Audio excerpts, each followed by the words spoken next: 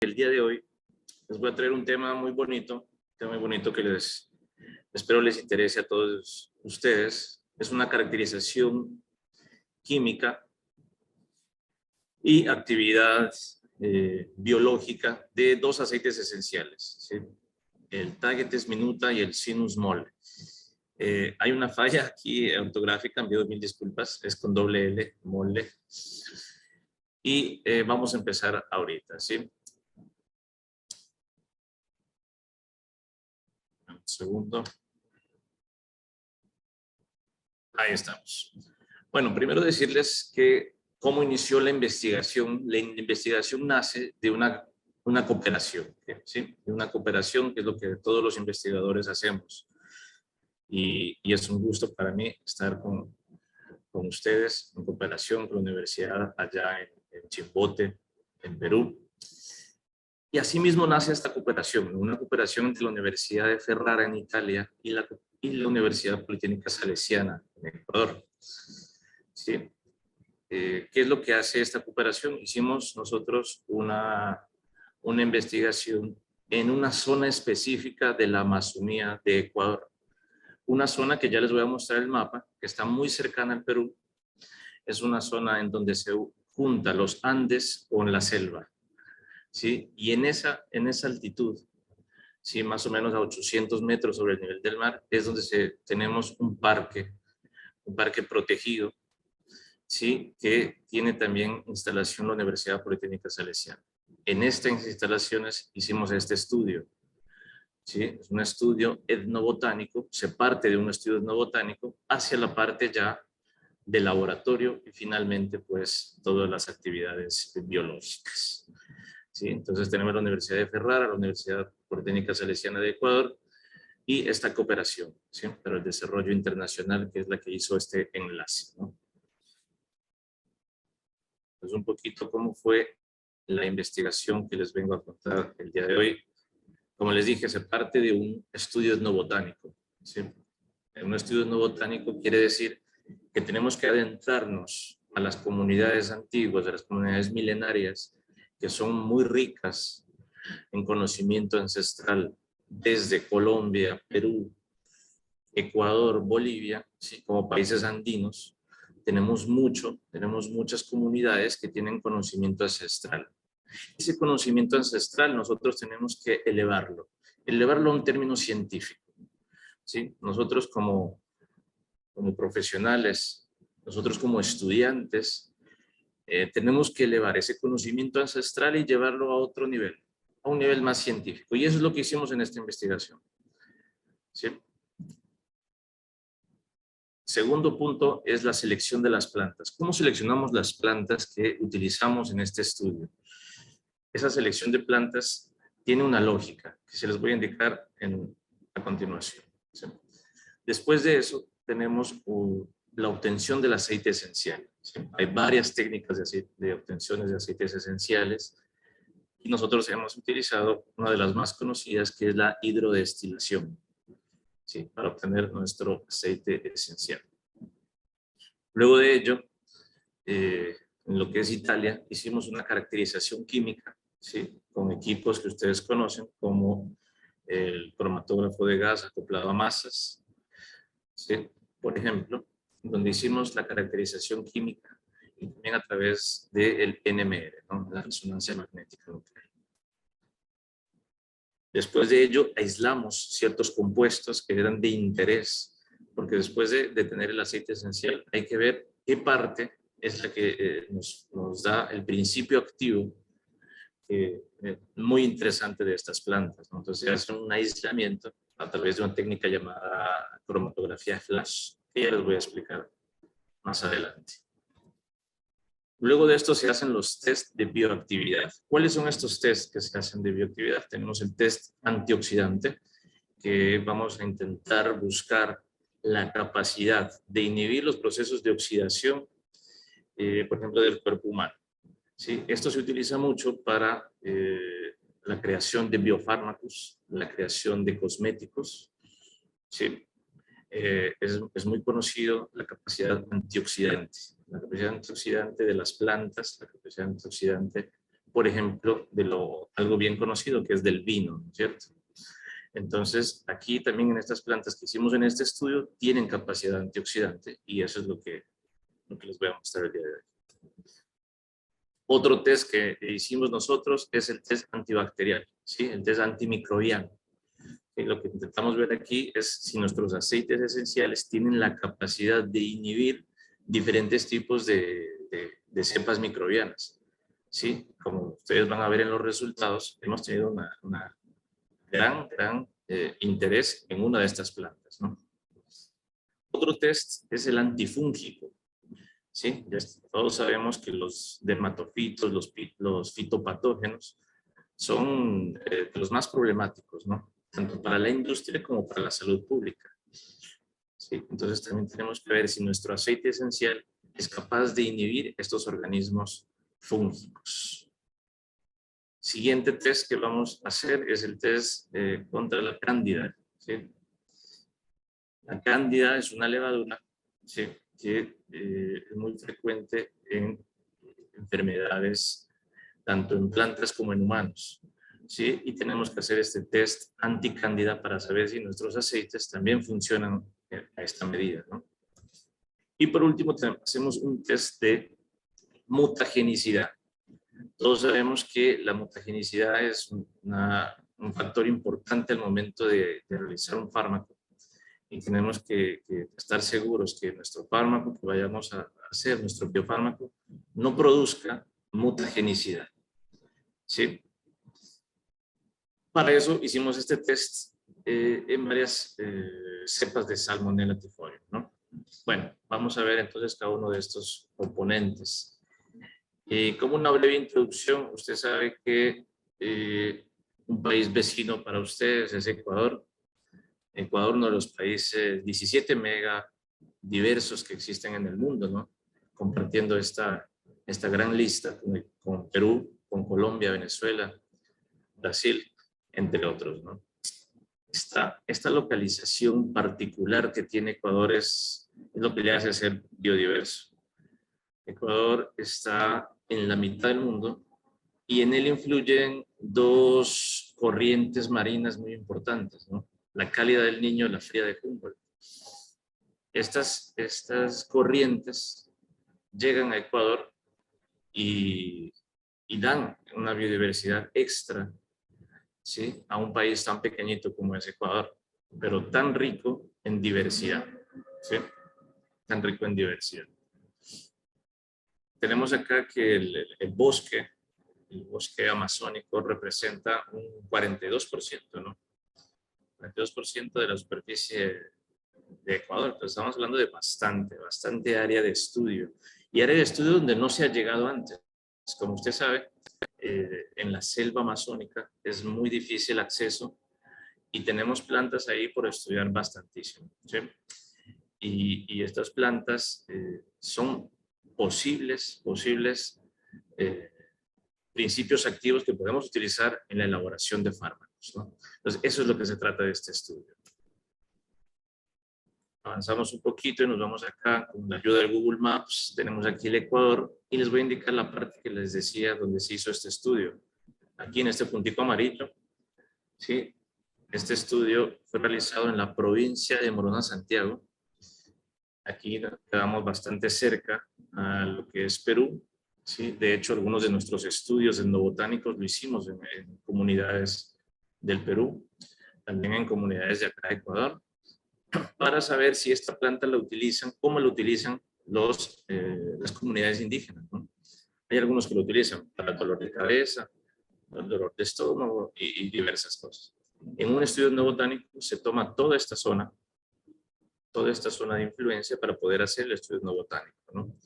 ¿Sí? Que es una parte de comunidades peruanas, comunidades ecuatorianas, ¿sí? En este caso, aquí tenemos el bosque que se lo conoce como Cutucú, ¿sí? El bosque del Cutucú. Estamos hablando de más o menos 1.213 kilómetros cuadrados. 1.213.000 kilómetros cuadrados. Es bastante, ¿no? Es un área bastante grande donde se encuentra la estación biológica de la Universidad Politécnica Salesiana.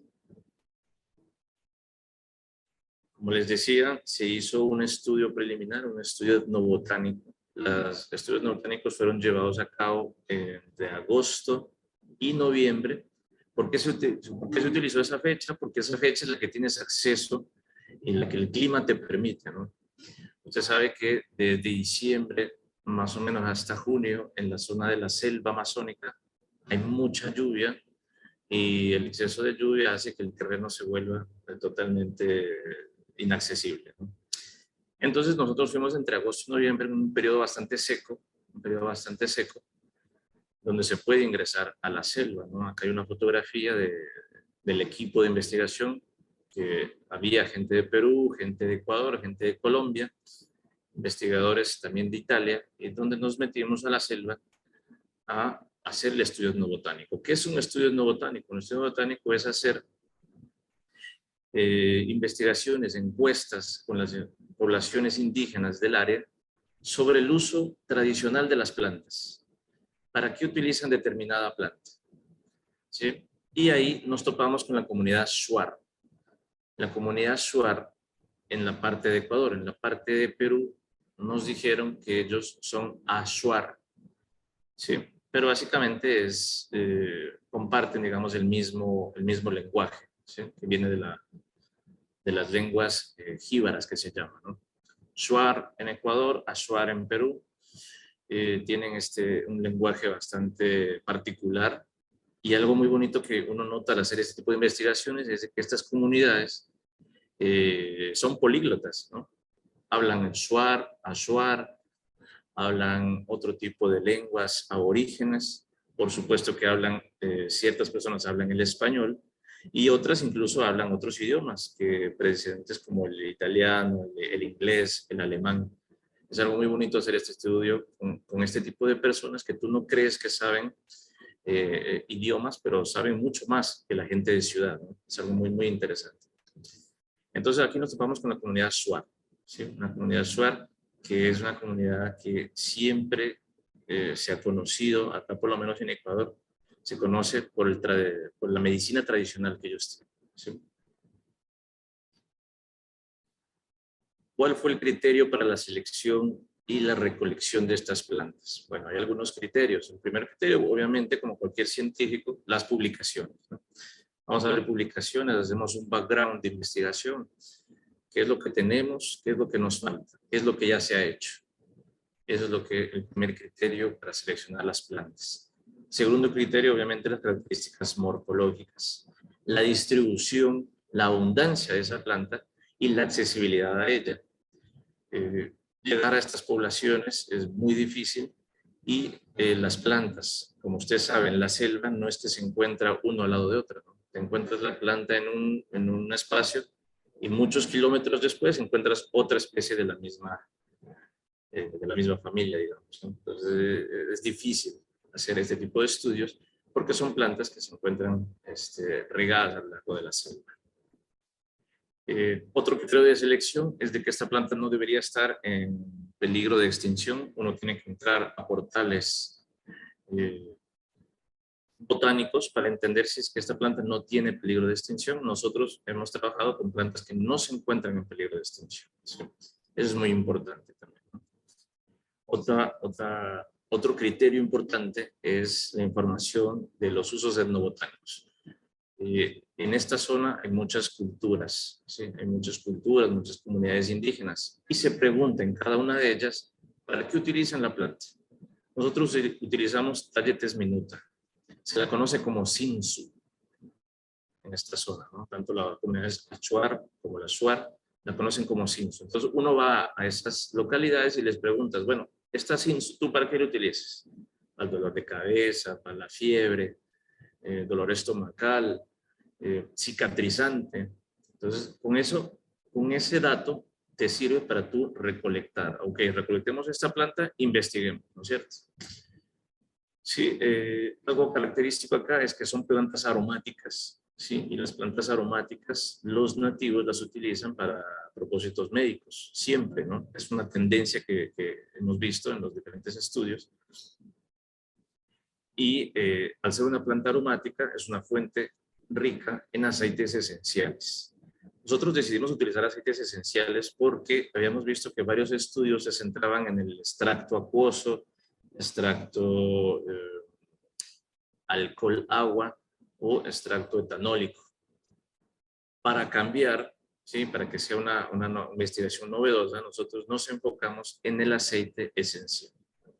¿Sí?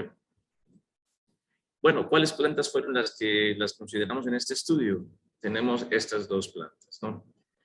Schinus molle, que es una anacardiácea, y el Talletes minuta, que es una asterácea. ¿Sí? Aquí tenemos la fotografía de esta planta. La recolectamos en esta zona selvática. Aquí tenemos la descripción de la primera de estas plantas, ¿no? Como les dije, se la conoce como Cinsu. Tradicionalmente se la utiliza, en estas comunidades lo utilizan para tratar problemas gástricos, intestinales, lo utilizan como antiparasitaria y lo utilizan para infecciones de la piel. Esto recordemos, por favor, porque luego vamos a ver que ya cuando lo tratamos en laboratorio, esto se corrobora. ¿Sí? Eso es lo bonito de estos estudios, porque ya milenariamente, ancestralmente, ellos sabían que esto es un antiparasitario.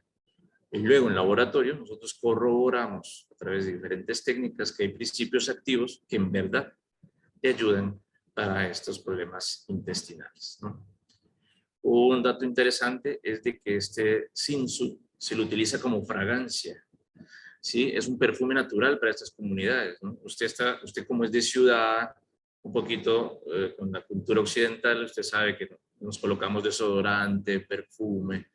En cambio, las comunidades indígenas utilizan ese tipo de plantas. Este tipo de planta, la Cinsu, por ejemplo, es muy aromática, muy rico su olor, y es un dato interesante que los de la comunidad Shuar se colocan esta planta, ¿sí? En su cuerpo, ¿sí? La aplastan, la colocan en su cuerpo, y eso es un perfume para ellos, ¿no? Lo utilizan incluso como desodorante, ¿no? Muy interesante. Siguiente planta tenemos el Cinus molle, conocida también como molle. Sí, en esta planta de acá está utilizada tradicionalmente para dolores de muela. Dolores de muela. Lo utilizan también como antiséptico y también como cicatrizante. ¿Sí? Eso fue lo que nosotros recolectamos en los estudios etnobotánicos. Como dato interesante, esta planta del molle también es utilizada como un insecticida. Entonces, miren la versatilidad que tiene. Usted, como estudiante de farmacia, de bioquímica o farmacia, de biotecnología, tiene una versatilidad en este tipo de plantas, ¿no? Porque te puedes inclinar hacia diferentes tipos de usos. ¿Cuál fue el tipo de material que utilizamos? Bueno, utilizamos las partes aéreas de la planta, ¿no? Las partes aéreas. Sobre todo las hojas verdes adultas, ¿sí? Las cuales fueron recolectadas antes del periodo de floración, antes del periodo balsámico. ¿Sí? ¿Qué más nos dice acá? Que existen diferentes factores bióticos y abióticos que interfieren en la composición química, por supuesto en la producción de metabolitos secundarios. ¿Cuáles son estos factores? El clima, la exposición al sol, los polinizadores, el tipo de suelo y la alelopatía, ¿sí? Que son términos que ya vamos a continuar ahorita. Primero, los factores climáticos, ¿no? Los factores climáticos influyen directamente en la producción del aceite esencial, en la composición química. Eso tenemos que tenerlo todo claro, ¿no? Porque es muy distinto que se recolecte una planta de la selva y esa misma planta luego la pones en la sierra, y esa misma planta luego la pones a nivel del mar, en la costa, ¿sí? Y esa planta lo pones a nivel árido, ¿sí? En desiertos. O lo que la siembres tal vez en un bosque diferente, en un bosque más húmedo. ¿Por qué? Porque el aceite esencial podrá ser la misma planta, pero el clima hace que el metabolismo secundario de estas plantas produzcan diferentes tipos de compuestos, ¿sí? Y eso está comprobado. Hay muchos estudios que se han hecho alrededor de ello, ¿no? En nuestro caso tenemos una elevación entre 300 y 950 metros sobre el nivel del mar, ¿sí? Que es un caso único, ¿no? Porque tenemos Andes y tenemos selva al mismo tiempo, ¿no? Una temperatura que oscila anualmente los 23 grados, una humedad elevada del 78 al 98%, es bastante elevada. Exposición solar 12 horas, una característica que tiene Ecuador, particularmente Ecuador, es de que tienes exactamente una exposición solar de 12 horas. A diferencia, por ejemplo, de Perú, de Bolivia y el sur del continente, que cambia, incluso cambian por minutos. Perú, por ejemplo, tiene un poquito menos o un poquito más. Y ni qué decir de Argentina a Chile, ¿no? Ellos tienen otro tipo de exposición solar. Entonces, en Ecuador, al estar en la mitad del mundo, tiene 12 horas de exposición, lo cual lo hace que la producción de compuestos químicos sea distinta a otras latitudes. Puede ser mejor, puede ser peor, ¿no? Nunca es mejor, es diferente. Precipitación anual, hablamos de 2.600 milímetros al año, es bastantísimo, ¿no? Es una cuestión bastante elevada.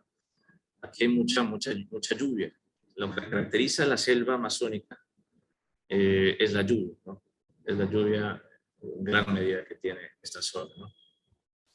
Bueno, y estas condiciones hacen que los dos nutrientes también jueguen un papel preponderante, así como los patógenos y los herbívoros. En la selva amazónica hay mucha competencia, lo dicen los ecólogos, ¿no? Hay mucha competencia y esa competencia trae que nuestras plantas, el metabolismo secundario, crezca de diferente tipo o se produzca, mejor dicho, diferente tipo de compuestos químicos. A nivel de edafología, la mayoría de los suelos amazónicos son llenos de fósforo, ¿no? Llenos de potasio, calcio, magnesio, de óxidos de aluminio, óxidos de hierro. Esto hace que sea muy particular el crecimiento de estas plantas, ¿no?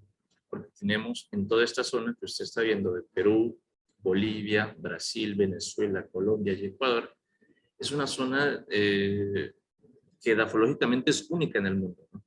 Es única en el mundo.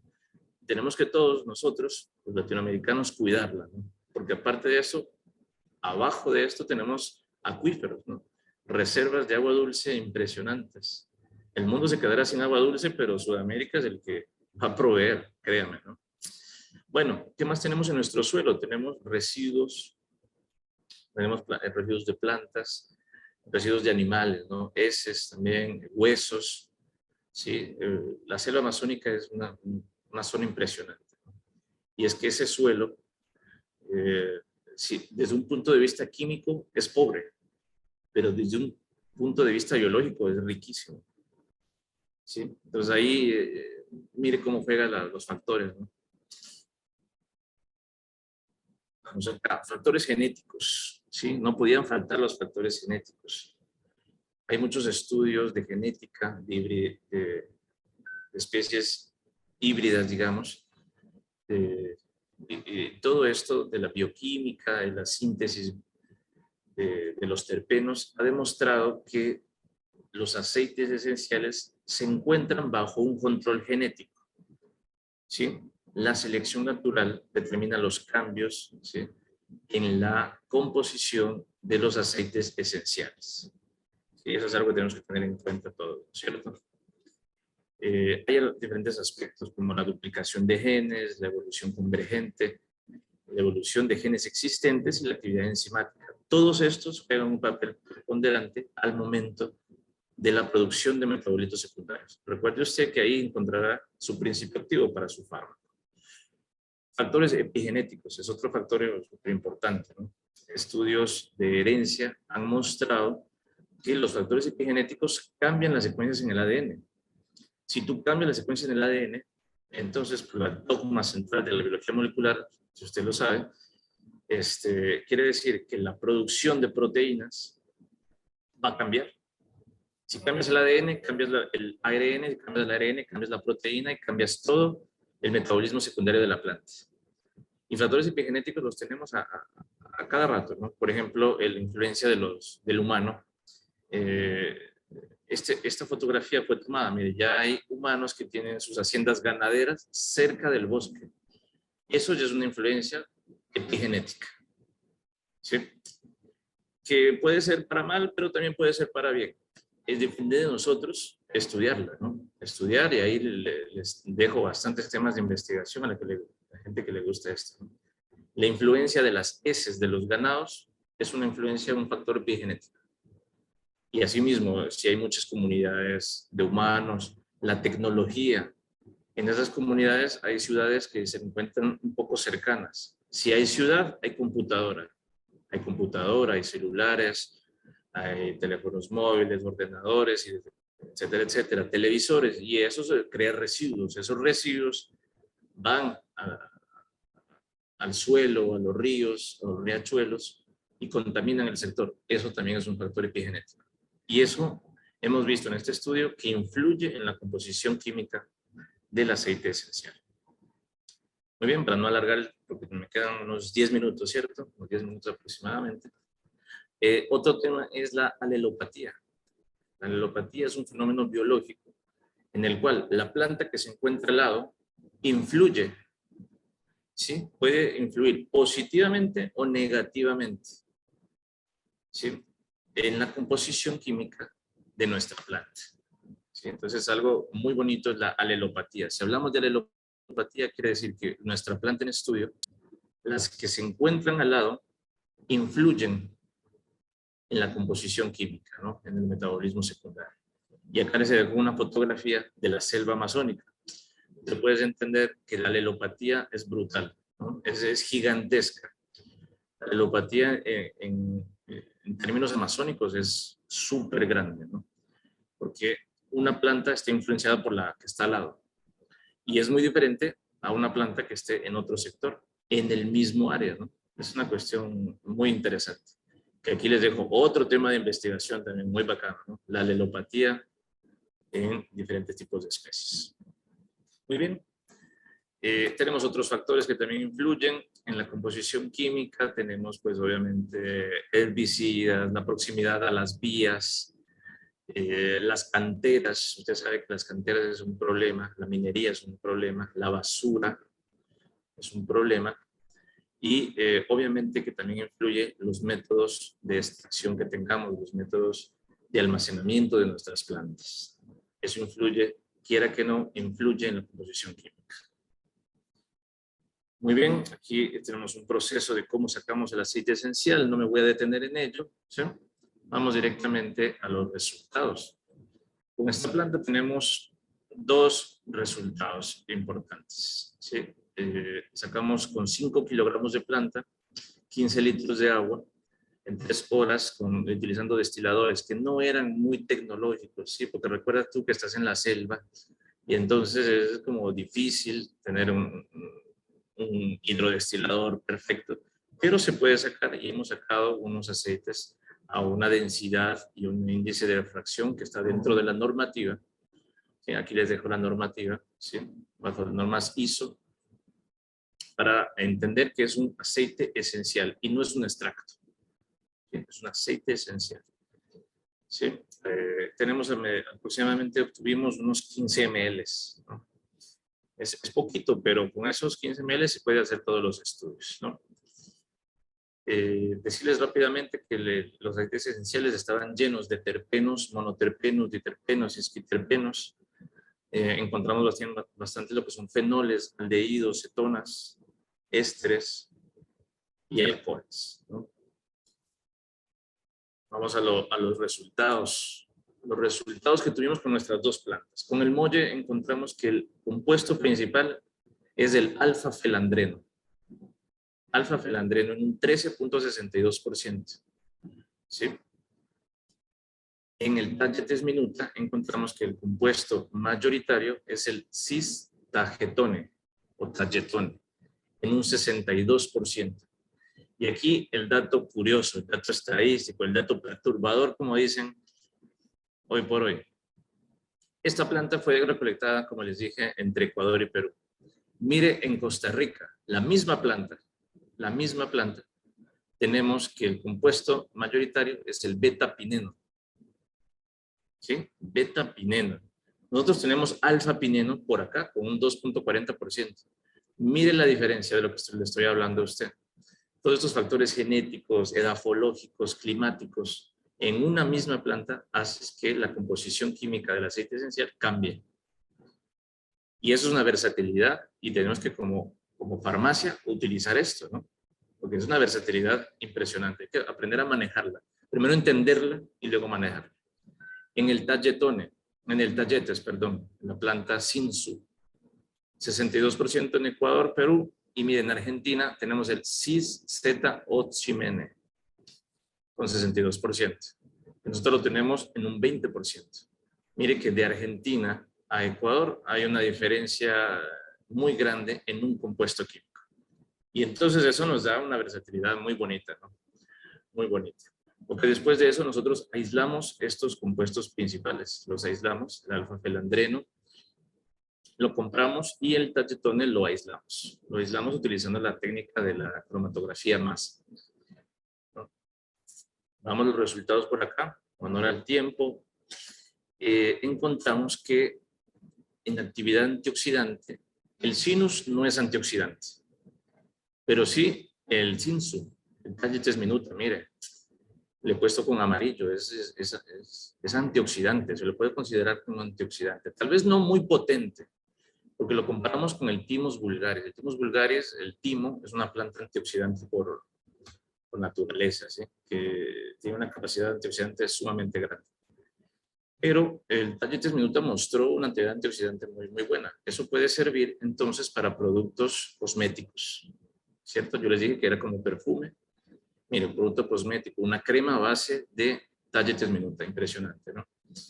El compuesto principal es el Cis-Talletone, que al realizar el test de antioxidante demostró que es muy, muy parecido al timo, mire. Entonces, ese es lo bonito de esto, ¿no? Que nuestra planta tiene un compuesto antioxidante impresionante. Vamos para acá. Actividad antibacteriana. Y encontramos que el molle es un agente bacteriostático o bactericida muy impresionante para diferentes tipos de microorganismos, ¿no? Tenemos, por ejemplo, Pseudomonas aeruginosa, tenemos Micrococcus luteus, Staphylococcus aureus, etcétera, etcétera. Y en todas ellas, Sinus mole nos demostró una gran capacidad antibacteriana. No así Talletes minuta. Talletes minuta, el Cinsu solo nos demostró que estaba tiene una actividad antibacterial frente a la pseudomonas, pero las demás demostró que no es antibacterial. ¿Sí? En cuanto a sus principios activos, tenemos aquí el alfa-felandreno y el Cis-Talletone. Ninguno de ellos tiene una capacidad antibacterial. ¿Qué nos dice eso? Que la composición variada hace sinergia de producto a producto y eso es lo que nos da la capacidad antibacterial. En cuanto a la capacidad antifúngica, solo Talletes minuta nos demostró la capacidad fungicida que tiene frente a la Nanitzia gypsia, mientras que Sinus mole no demostró un mayor dato, digamos, positivo. En cuanto al principio activo, Cis-Talletone tampoco demostró una actividad antifúngica. Repito, esto debido a que la composición química de un aceite trabaja en sinergia para lograr un propósito, ¿no? En cuanto a actividad anticándida, ninguna de las dos plantas demostraron ser muy eficientes en contra de la cándida. Sí otras plantas que recolectamos, ¿no? Por ejemplo, la guabiduca, muy conocida en Perú. En el norte de Perú se conoce mucho la guabiduca. La guabiduca sí demostró ser anticándida, más sin embargo las plantas que les traje el día de hoy no demostraron una mayor actividad. En el test mutagénico demostramos que no causan mutagenicidad. Eso es muy bueno, así que puede ser utilizado para estudios de segundo grado, de tercer grado, en animales, en humanos, ¿no? ¿Qué concluimos de este estudio? La aproximación que tuvimos a esta zona del Cutupú nos demuestra que la comunidad y la herencia ancestral que tienen estas comunidades, usted puede revalorizarlas. Y no hay mejor revalorización que haciendo parte a las comunidades de su producto. Hay que sacar leyes, ¿no? Hay que sacar leyes nacionales en Perú, en Ecuador, tal vez en la región andina, que protejan a las comunidades ancestrales, porque ellos tienen medicina ancestral. Lo que pasa es que nosotros como científicos tenemos que valorizarla y darles a ellos parte, ¿por qué no?, de las ganancias que se tengan de un producto que usted quiera sacar, un producto, y si no es producto de una investigación, ¿sí? Ponerles parte de la investigación, y eso es lo que hemos hecho nosotros, ¿no? Hemos puesto comunidad SWAR a diferentes tipos de personas que colaboraron con nosotros, que forman parte de los artículos científicos. Y luego, ¿qué es lo que se hace luego? Luego se va al pueblo aborigen, a la comunidad andina, comunidad indígena, y se socializa la ciencia, se comunica la ciencia, porque no te puedes quedar tú con estas investigaciones. Tienes que ir a la comunidad de ellos y decirles, oye, en verdad, la planta que tú utilizas sí sirve como cicatrizante porque se demostró químicamente, biológicamente, que sirve para tal y tal razón. Entonces hay una comunicación entre la investigación, entre la universidad y la comunidad local, ¿no?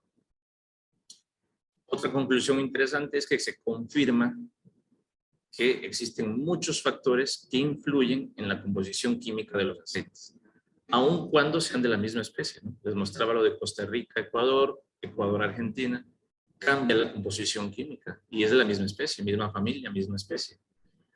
Y aquí hay mucho por estudiar, ¿no? Mucho por estudiar, porque hay muchos factores. Otra conclusión, en los experimentos de la actividad biológica, encontramos que Tagetes minuta es una planta antioxidante, se la puede considerar como una planta antioxidante, y el aceite esencial puede ser utilizado como ingrediente cosmético o como un bioproducto, como un integrador alimentario, que lo llaman, ¿cierto? Otra conclusión es que Sinus mole y su componente principal, el trans 2-dodecanal, muestra una actividad muy interesante contra bacterias, ¿no? Muy interesante contra bacterias. Así que puede ser utilizado como un antiséptico. Por último, lo que les decía, ¿no? Preservar el conocimiento ancestral, revalorizarlo, no dejarles ahí. En los años 80, muchos países del primer mundo llegaron hacia Perú, Ecuador, Colombia, tomaban tal planta, se la llevaban y allá la sintetizaban y sacaban medicinas. Eso al día de hoy ya no debe existir. Debemos valorizar lo que tenemos y apoyarles a estas comunidades, ¿no? Ellos lo que necesitan son cosas básicas, servicios básicos, educación. Un problema que encontramos es que los niños de estas comunidades ya todos quieren seguir informática. Nadie quiere seguir este tipo de carreras, ¿no? Entonces, el revalorizar la botánica, la farmacia, la etnofarmacia, la biofarmacia, en este tipo de comunidades, ¿no? Que se están perdiendo, se está perdiendo mucho. ¿Cuáles son las perspectivas a próximo plazo? Pues evaluar los compuestos que aislamos de estos aceites. Deberíamos seguir evaluando.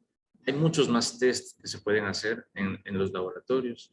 Un poquito hay que meter plata, ¿sí? En las universidades, en los organismos de investigación nacionales, gubernamentales, porque hay muchos estudios por hacer, ¿no? Otra perspectiva más es la cuestión de la composición química y de los factores externos.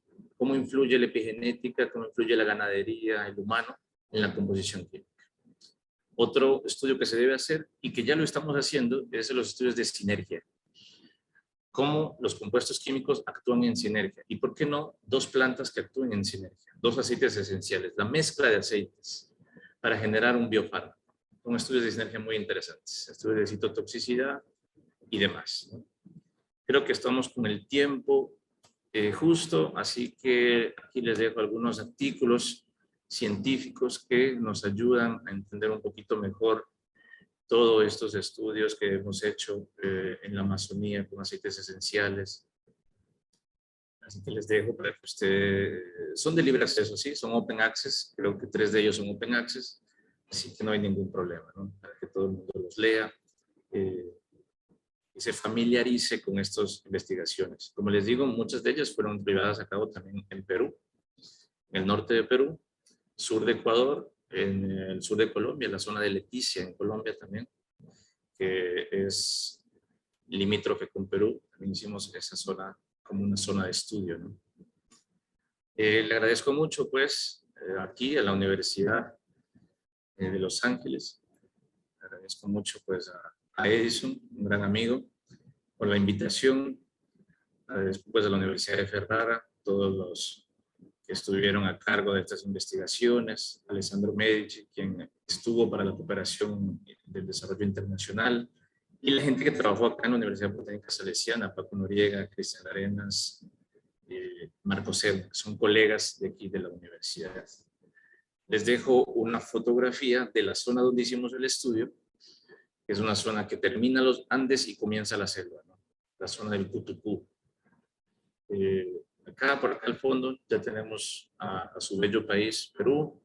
Por acá, a mi bello país, Colombia.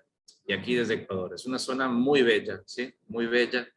Les invito a que ustedes sigan haciendo investigación en ella y sacando sus productos con información de esta zona, ¿no? Muchísimas gracias.